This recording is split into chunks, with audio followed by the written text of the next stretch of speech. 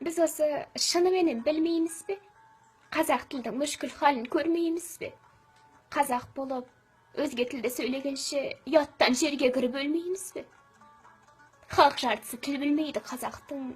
Дұз болмаса, дәмі келмес тамақтың. Сол сияқты тіл білмесең не керек?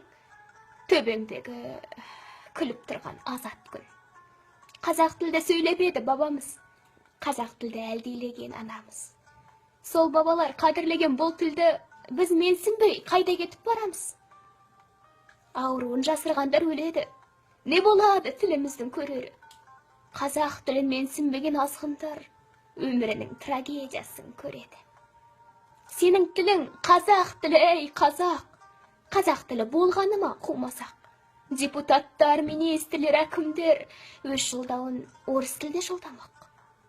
Адамдарын билікте жүр, о тобай. 42 қазақ әрпін жаттамай. Қазақстанда қазақ тілін білмейтін басшылар бар. Неткен сұмдық, масқарай.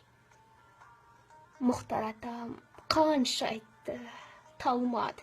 Қазақ үшін бар ғұмырын арнады. Қазақтар-ау, сөйлейікші қазақша. Бабалардың орындалсын арманы.